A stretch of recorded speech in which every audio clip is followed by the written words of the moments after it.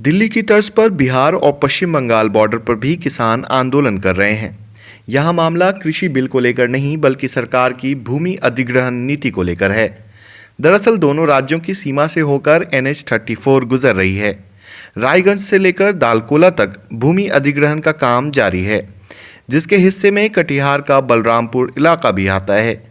बीरपुर पंचायत के किसान कम मुआवजा मिलने पर सरकार से तकरार के मोड में हैं।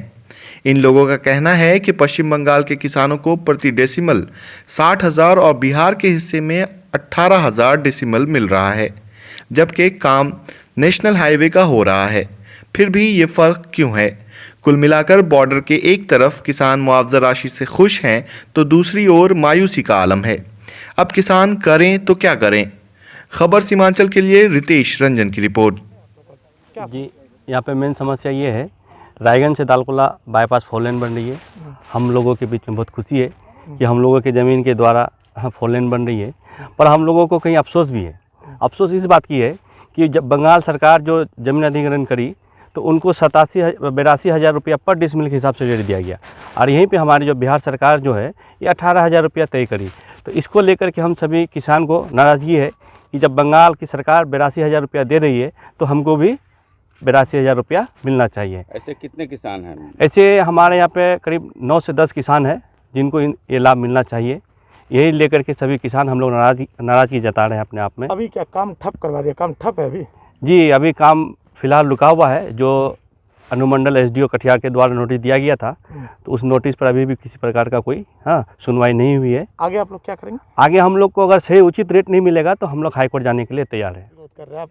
हम लोग विरोध कर रहे हैं सर। NH-34 का बाईपास बन रहा है हम लोग के बगल से, और 6 लाइन बनने जा रहा है, ब्रिज बना है, इसलिए सबको खुशी तो है।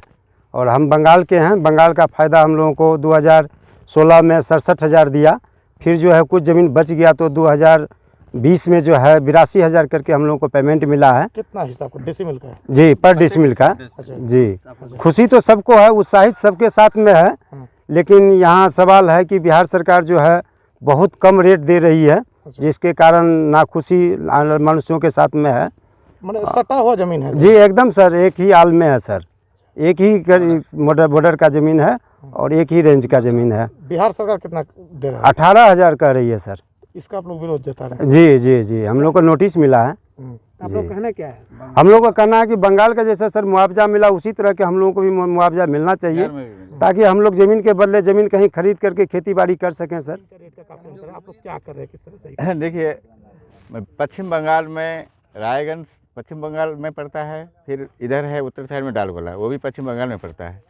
और हम लोग बिहार वासियों का ज़मीन रायगंज और दालकोला के बीच में 10-12 खेसरा वो अंदर आ जाता है, क्योंकि ये बिल्कुल करंदी के शहर से सटा हुआ ये है। लेकिन बंगाल में टोटल पेमेंट हो गया, हम लोग को तो एक पेमेंट नहीं हुआ है। वो लोग चाह रहा है कि जबरन हम लोग इसमें काम करें। NHI वाला पूरा पैरवी लगा के रखा है कि जबरन काम करें। हम लोग का तो यही ज़मीन है, इस ज़मीन के अलावा और कुछ है भी नहीं। हम लोग कंप्लीट किसान हैं। हम 1984 का BSc ऑनर्स आदमी है, लेकिन खेती के पीछे पड़े तो खेती में ही उलझ के रह गए। और यही ज़मीन अगर 18,000 डिसमिल में चलाया जाता है, उस पैसा से हम लोग कहीं ज़मीन खरीद ही नहीं पाएंगे, क्योंकि यहाँ ज़मीन का रेट 50,000, 60,000, 70,000, 80,000 का डिसमिल है। हाँ, ज़मीन भी चला जाता है, फिर ज़मीन भी खरीद नहीं पाए, उस पैसा से कुछ हो भी नहीं पाएगा। अभी करेंगे क्या? क्या सोचे हैं आप लोग? अभी हम लोग सोचे हैं कि जिला पदाधिकारी के पास जाएंगे, कमिश्नर के पास जाएंगे। अगर वो लोग नहीं सुनेगा तो फिर हाईकोर्ट जाएंगे, और हम लोग किसी भी कीमत में यह काम होने नहीं देंगे। जब तक हम लोग को उचित मुआवजा बंगाल की तरह नहीं मिलेगा, तब तक हम लोग काम होने नहीं देंगे। क्या नाम?